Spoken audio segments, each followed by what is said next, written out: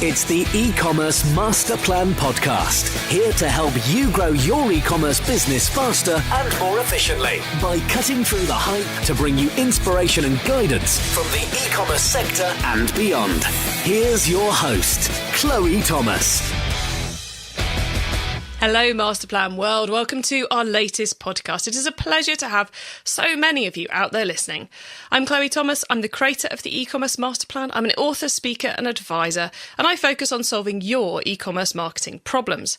If you have an e-commerce problem you would like my help solving, then head over to ecommercemasterplan.com/solve, SOLVE, and there you will find a link to a form you can fill in to request my help, and I should be able to get back to you within a day. Now, before we get stuck in, a word from the sponsors of today's episode. Many brands selling direct to consumer fail to offer the fast and frictionless shopping experience customers demand. They must fix this ASAP or get eaten for lunch by the competitors who better own the customer journey. Don't you get eaten. Pre-register now at info.brightpearl.com/masterplan to be emailed Brightpearl and Endless Gains special report, Fast and the Frictionless, the new reality for D2C brands. And you'll get that as soon as it's released. Don't miss out on this valuable insight for implementing a frictionless shopping game plan.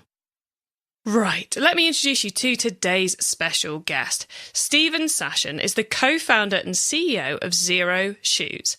They launched in November 2009 and have consistently grown at 80% or above each year. And in 2017, they achieved sales of over $5.5 million. Hello, Steven. Hello. But the first thing I'm going to jump in and say, because I know people, as soon as you say things like what you just said, start texting and Googling and various things. So we're Xero with an X, Xero Shoes. That is a very good point. So thank you for adding that one in before people get completely lost.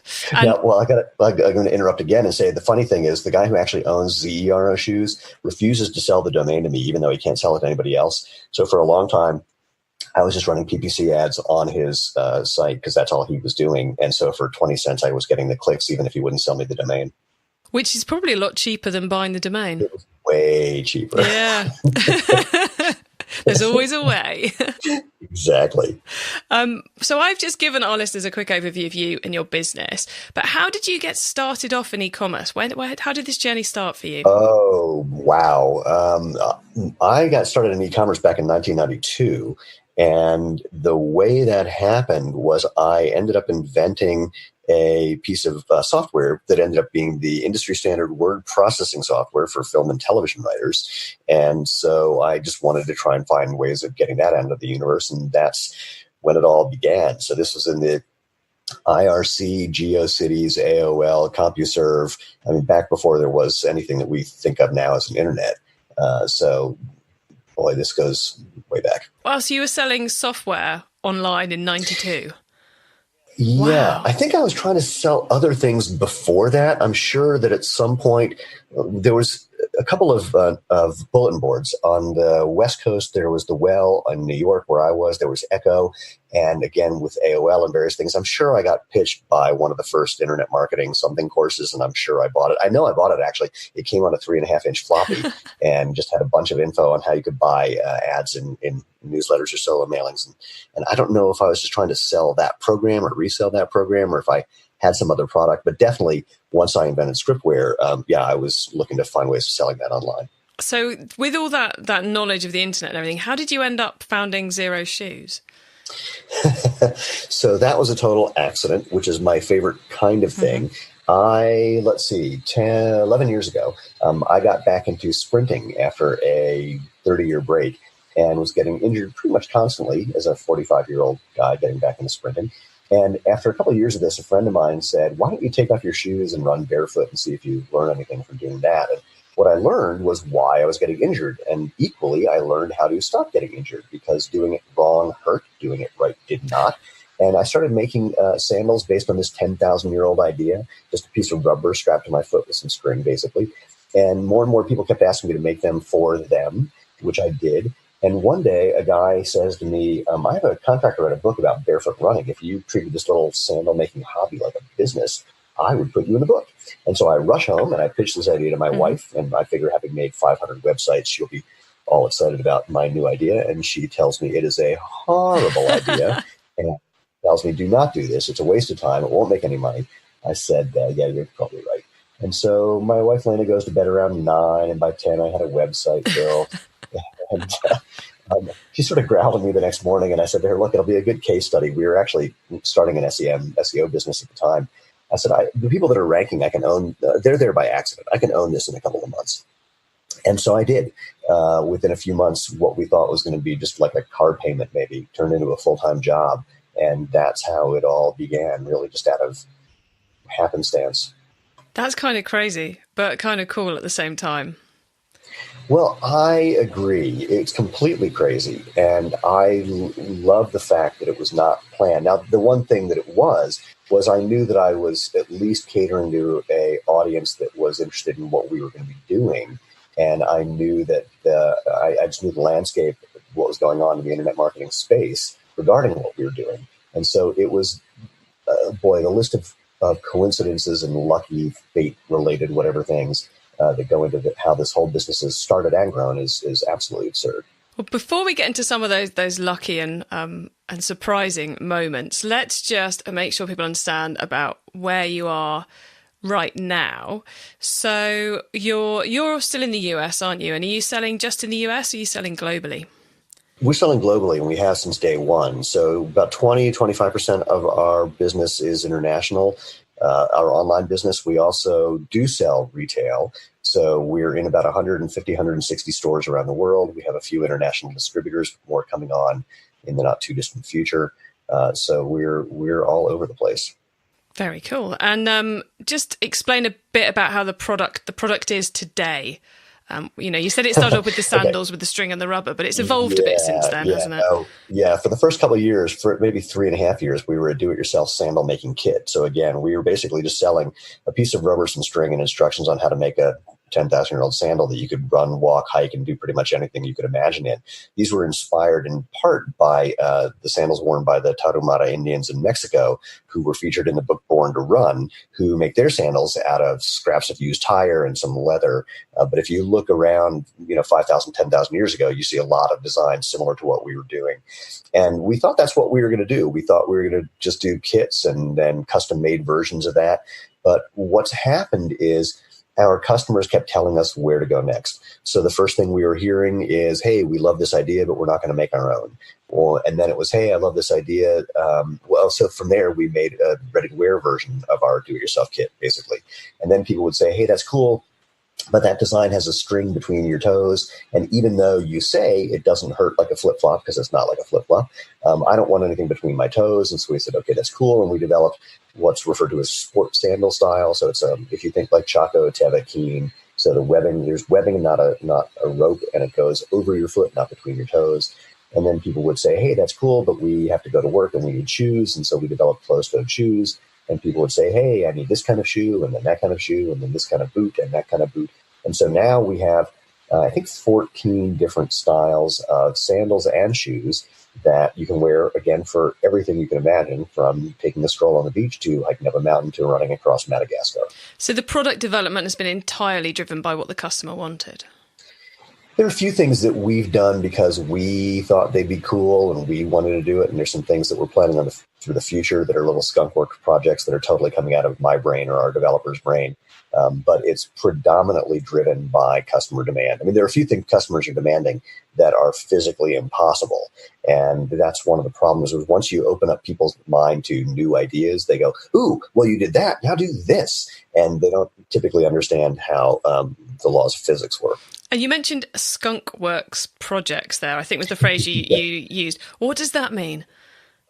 Oh, it's a military term. I don't know why I use it. I was never in the military, but it's DARPA and the internet, or more accurately, the internet is a skunkworks project from DARPA. So it's just a little hidden thing that we're working on that can be really, really powerful that no one knows about. The idea is well, let me back up. The fundamental idea of what we do is simple. Most shoes don't get comfortable until you take them off your feet. And that's because they're not designed properly. Your feet have 1/4 of the bones and joints of your entire body. There's more nerve endings in the soles of your feet than anywhere but your fingertips and your lips. You're supposed to use these things. They're supposed to bend and move and flex and feel the world. And most shoes are designed to let you do the exact opposite of that. They're stiff, they're thick, they're padded, they elevate your heel, they are not shaped like your foot. So we make things that are foot shaped. They're addictively comfortable because they let your feet bend and move and flex and feel. And so there are a number of applications, of footwear applications, where no one has thought to reinvent the wheel in the last 50 years or even longer. And we've got some reinventing of wheels that we're doing that we can't talk about until they come out. Cool. So they're kind of like little, secret projects that will be very cool if they work, and if they don't work, they were secret, so it's cool. Well, they're going to work, so that part not work. So yes, definitely see. Okay, very cool. I knew some of our listeners would be going, "What's that? I don't know what that is. I need to know what that is." Yeah. I mean, well, if we think about it, there are just a number of places where the major shoe companies, Nike, Adidas, Puma, or if you're European, Adidas, which is the correct way of doing it. There are a number of industries, there are a number of activities that are just dominated by those players with products that cause problems, and we have solutions. And because we're already getting attention, not the kind that I like, from some of those big players, we have to be cautious about what we do and how we talk about some of the things we're doing, because it could really upset the apple cart and they will not handle it well. Got you. Well, I won't push you anymore, or at all, quite frankly, on that one. Tell us a bit about the website then. Which platform are you selling on? Right now, we're a Woocommerce shop, and we have been since 2012. We started out WordPress from day one. That's how I built a site in an hour. I found a theme that I liked. I modified it slightly. I threw it up. I used for credit card processing, I used Ecwid, ECWID, just a little bolt-on JavaScript thing, which did the job for the first few months until I realized, holy crap, we have a real business. And so then we moved to Interspire, which was then the self-hosted version of BigCommerce.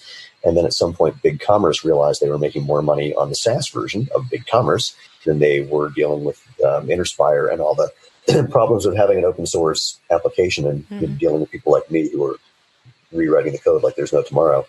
And so they canned Interspire, and that's when we moved over to Woo. Cool. And you said you're there at the moment. Does that mean you're thinking of moving, or are you very happy with Woo? Both and neither. That's always the case, isn't it? It's always, I like the platform, but I might move. Well, my line is all shopping cart software sucks differently. And so there's always problems. There are people who have this idea that if they get the right platform, everything will be wonderful, which is just never the case, regardless of what it is. And I'm not really looking to move because we've tricked this thing out pretty good. But I'm always open to finding something that works better. I just know that the odds of doing that are really, really, really, really slim for a number of reasons. Oh, so true. And given you're on Woocommerce on the WordPress platform, I'm pretty certain there's going to be some awesome widgets or plugins that you might potentially want to recommend to the audience. What do you think? I think we're currently running 95 plugins. Let's not list all of them, Stephen. Let's avoid that. I won't. Yeah, I will definitely not list all of them. There are a couple that I'll throw out there.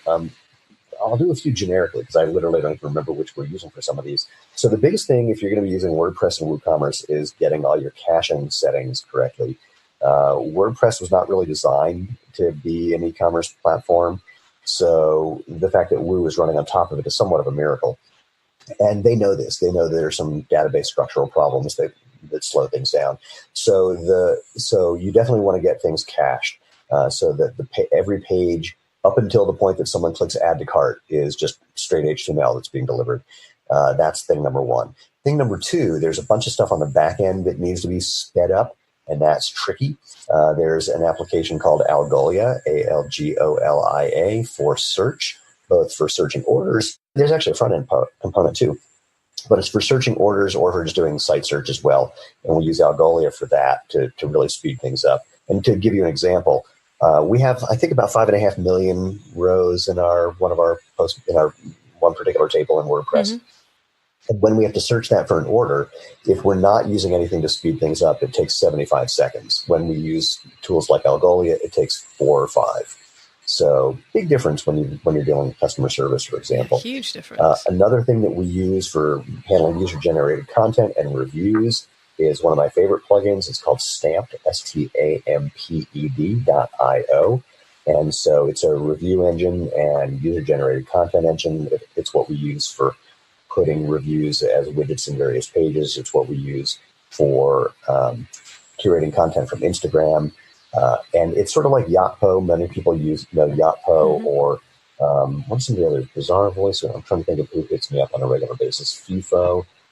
And the reason that I like it is it's almost as powerful as any of the very, very well-known ones, but way, way less expensive. And the developers are incredibly responsive. If we have a problem or a product suggestion, the problems get fixed almost immediately, and the suggestions get implemented very quickly as well. So I'm a huge, huge fan of Stamp. What else? We're doing. I'm trying to think of specific ones. Give us one more that's made a big difference for you. It's a really good question. I've got to think. Actually, we're in the process of doing this one. So this is a premature recommendation. But in addition to shopping cart software all sucking differently, warehouse management software all sucks differently as well. And so we have looked at a bunch, and we're in the process of finishing an integration with ShipHero. And so we've been using ShipStation, which has been great for us. So in terms of getting stuff out the door, handling the shipping, handling the orders, ShipStation has been wonderful. But now we're managing our own warehouse, and it's a pretty big space. And so we need to optimize the whole picking and packing process and making it easier for our people who are sometimes picking 500-600 orders a day. And a lot of them are just single orders. And so the fantasy is that they get instructions of where to go in the warehouse and how many of something to pick, and they can just throw it in a bin and then get it out to the pack out station and just scan them one by one and automatically have the appropriate packing slip and shipping label printed out. So it just really, really speeds up the entire process. And we played with a few and lost a lot of money when we found that a number of them that said they could integrate with WordPress and Woocommerce could not. Mm-hmm. I won't mention their names so that I don't get my ass sued. And so we found ShipHero by accident. News to them. It was shocking how hard it was to find them or how much searching we did till we stumbled on them by accident. So they're doing a crappy job of SEO, but we did find them. And out of the box, they were 80% of what we needed. And the last 20%, we're, let's call it, working hard with them to show them videos of the problems that they actually have until we go live. But once we go live, the really cool thing is that we're going to be able to integrate, well, we're still having a conversation about how to do this, but we want to integrate with a thing called Canvas.technology. And what Canvas is a intelligent robot cart, so that we can not replace necessarily people in our warehouse, but make them even more efficient, because we could put an entire picking and packing station on a robot cart, and all you have to do is follow the cart. And just, the only job you have is literally taking things off the shelf. And the robot cart can do the rest. So there's a whole bunch of really fun things that we're doing to make life entertaining and easier for humans. Very cool. And I think 80% out of the box is pretty good going for a warehouse management system. It's not bad. So that the thing with software is kind of like moving. The first 90% takes 90% of the time, and the last 10% takes 90% of the time. Oh, so true. Okay, you mentioned and touched on team members there. How many of you are there now? Because I'm guessing it's not just you working at night after your wife's gone to bed anymore. No. Yeah, when we started, it was literally everything was on the floor in a corner of a spare bedroom. Lane and I had a long conversation and discussion about whether we should even buy a table to put things on. And then we had another conversation about buying a second table. So now there are 31 of us, wow. 25, I think, at the office, and another 6 more at our warehouse. And then on top of that is another, maybe 12 contractors that we work with for various things, mostly marketing. So those are the bits you outsource. You outsource to specialists in key marketing areas.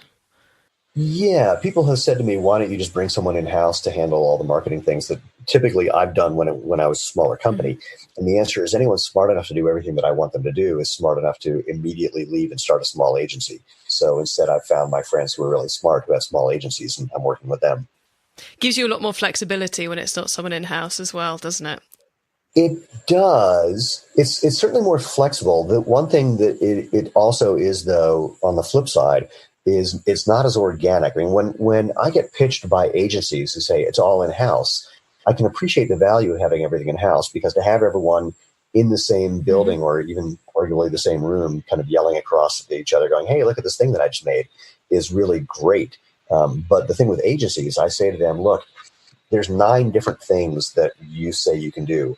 In the world, there's only 4 or 5 guys who are experts at each of those 9 things, and you have none of them working for you, let alone one in each department."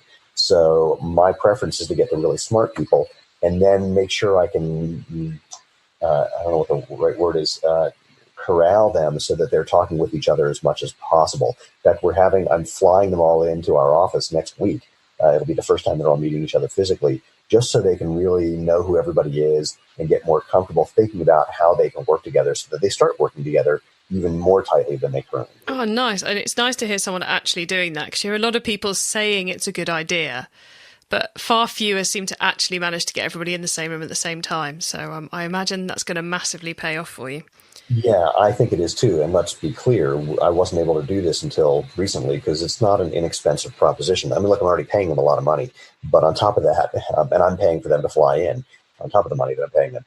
But just doing that, and it's not going to be some huge amount. I mean, maybe 5 or 10 grand, but that's not an insignificant amount of cash for most. No, and actually in the UK, where it's obviously a lot cheaper to do this sort of thing to the geography, if nothing else, I still hear of almost no one actually managing to pull it off. So, yeah, it's really kind of silly. In fact, my only regret is that I've got 3 people who are overseas who couldn't make it. Otherwise, I was going to have them show up as well. It's so close. Next year's, you'll get them all there. Right. So we just kind of run through what the business is looking like right now. But you said about, obviously you've experienced huge amounts of growth over the years and quite consistent growth too. And that there's been moments of luck and moments of insane insight that have led to that. Are there a couple of instances that have really, or I guess kind of tips, kind of stories that have really helped you get to where you are now that might be useful for our listeners to hear? Well, here's one that's totally not useful. We appeared on Shark Tank in 2013. And it's not useful because that's not a reproducible phenomenon. Mm-hmm.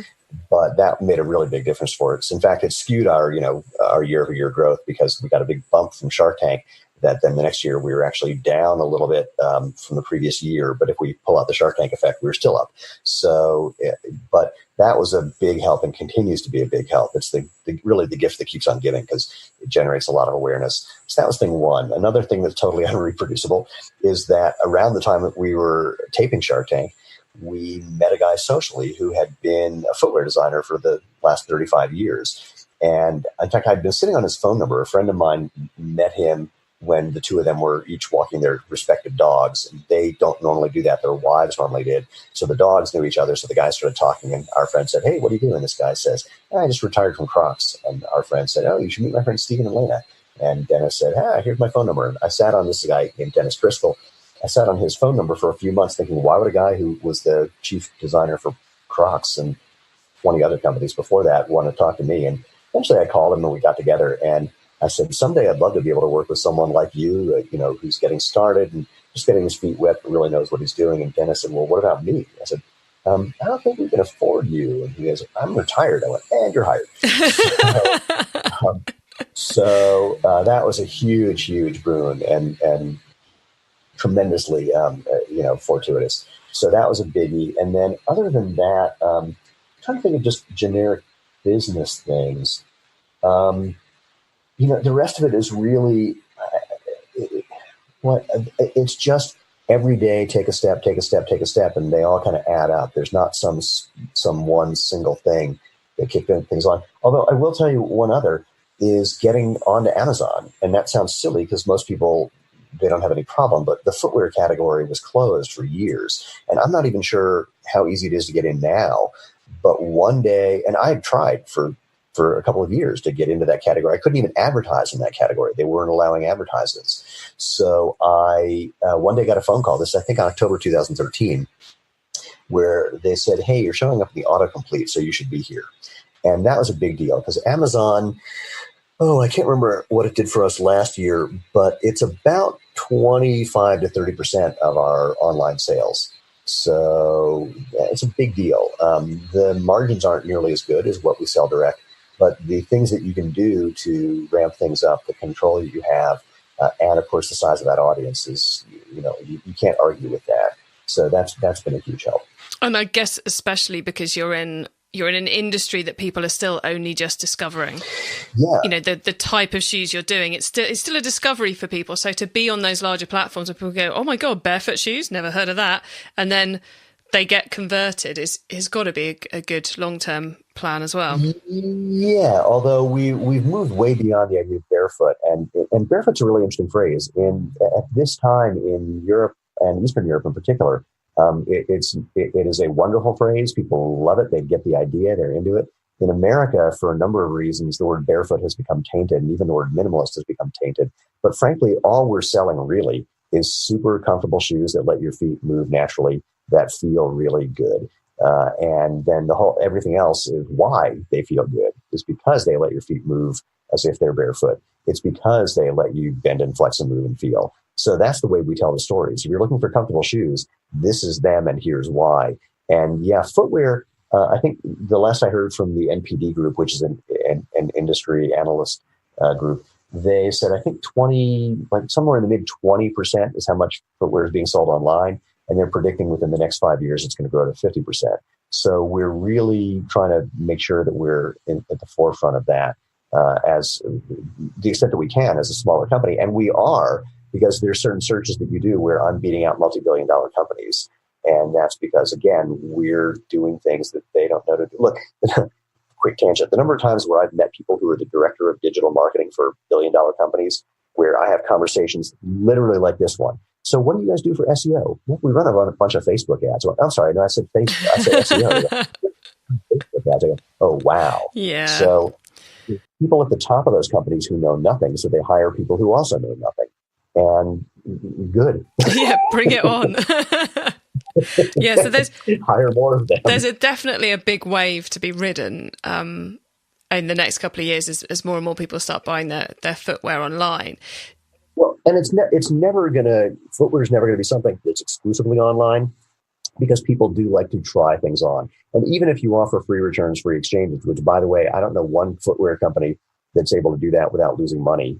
So that's a whole other story. But even with that, people would rather try it on first sometimes before they spend their money, because especially with a smaller company, they don't know you. They don't have full confidence that you're going to give them their money back if they need to do that.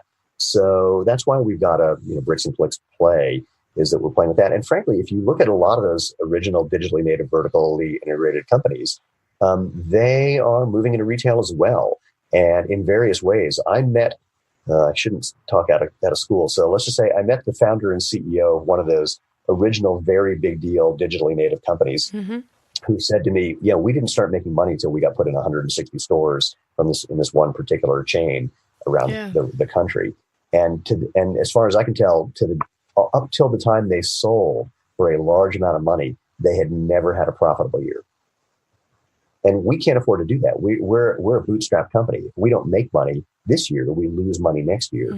So we haven't had the luxury of VC financing where you could have a burn rate. But those companies that did, you see they're starting to move into retail. And you wouldn't do that if you didn't need to, because it is a pain in the butt. Well, look, Steven, I think we should go into the top tips round now. And before we dive into the top tips, here's a reminder of our sponsor. Join the thousands of brands automating their back office with Brightpearl's ERP solution, designed for retailers and wholesalers. Level up your D2C game plan to offer a truly fast and frictionless shopping experience to your customers. Learn more at brightpearl.com. I love this section because it gives me and our listeners some really quick ideas for taking our businesses to the next level. Not that you haven't given us a few of those already today. So, Stephen, first up is the book top tip. If everyone listening to this podcast agreed to take Friday off and read a book to make their business better, which book would you recommend? Well, it's actually two. Stumbling on Happiness, which is the book that will convince you that your imagined future where everything's going to be awesome and then you're finally going to be happy is complete bullshit. And then Fooled by Randomness, which is the book that will convince you that the fact that you think you're really smart even if you are, really doesn't mean anything. And that thinking you're really smart actually could be the biggest obstacle to being successful, because it typically is. So both of these things will dispel you of the mythology behind business and happiness and let you just start taking action and being more effective. Oh, great recommendations there. Okay, the traffic top tip. Which marketing method do you either prize above all others or think doesn't get the press it deserves? SEO still. And people don't understand it. They think that it's magical and special, and there's very simple things that you can do that continue to be effective, and they basically have been since day one and will continue to be. Do you want me to tell you a good example? Oh yeah, please do. Please do. Okay, this is easy. Really easy. I'll just tell you. Go to answerthepublic.com and search for relevant keywords for you, and it will show questions that people are asking about your topic. And then take a single question or a group of questions if you want. Doesn't really matter. And don't get too picky about which one, because you're going to just be doing a lot of these. And then put a phone or video camera in front of your face and answer the question, and then get that answer transcribed, and take the transcription and the video and put it on a page with the title of what that question is. And that's a really, really great way of building content, especially with what's going on with the voice search. It's going to get even better. And in fact, if you want, take that video and take the audio from that video and turn that into a podcast. And so you're repurposing all of this content in all the ways that are relevant based on what people are actually looking for. Nice. You're using answerthepublic.com as a research tool. Correct. Very cool. Okay, the tool top tip. Maybe a collaboration tool, a social media plugin, a phone app, or just a way of working. Is there a cool little tool you use that makes you or your team more efficient from day to day? I have a whiteboard that is 8 feet long and 5 feet high, and then a cork board that's the same size right next to it. Because if things aren't right in front of my face, they don't exist. You should see the walls of my office. It's terrible. Brilliant. It's shocking. Okay, the growth top tip. If you met someone today who's focused on growing their e-commerce business from 100 orders per month to 1,000, what would be your number one tip for them? Figure out how to do paid search, whether it's on Google or Facebook or Amazon. Just either yourself or find someone who can help you master paid search. If you can't find a way of getting in front of people that don't know you exist, you're dead in the water. I like it. Simple, but oh so true. Right, Masterplan World. You can find those top tips and links to everything else we've been chatting about in today's episode by heading over to ecommercemasterplan.com/podcast, where you will see a link to this show. Stephen, before we say goodbye, could you let everybody know where they can find you and your business on the web and social media, please? Absolutely. We are Xero Shoes, Xero Shoes, plural.com. And then, not surprisingly, we're Xero Shoes on every social media platform, facebook.com/Xero Shoes, YouTube/Xero Shoes, Instagram, Twitter, Pinterest, whatever else I left out. All of those, that's where we are. Excellent. See, nice and consistent. I like that. Right. I'll add links to all of that and everything else we talked about today in the show notes. Masterplan World, again, you can find those at ecommercemasterplan.com/podcast, or just head over to the website and click on the podcast tab. You can't fail to find it. Okay, Stephen, thank you so much for being on the podcast today. It's been an absolute pleasure talking with you and hearing all about your story. So thank you very much for coming on the show. Thank you. My pleasure.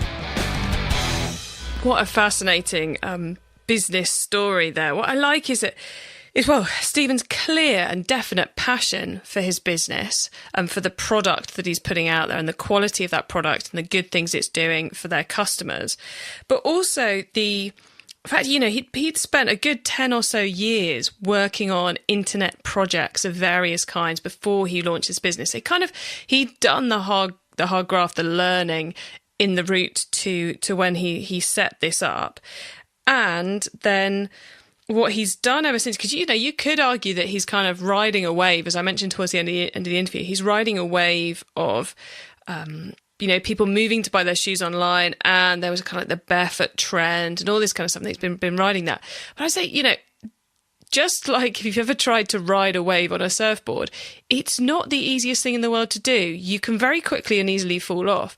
But which is, I guess, why when he said about how, you've got to be consistent and take the next step and take the next step, and lots of little steps is what's going to take you to your success. I think that's where that all kind of comes together. So I hope you've enjoyed that episode.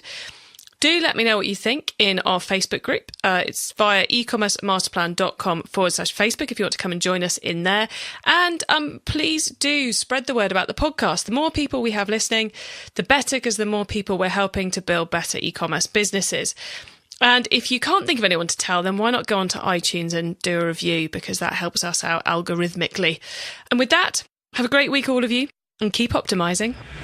Thank you for listening to the E-commerce Master Plan podcast. Find out more at ecommercemasterplan.com.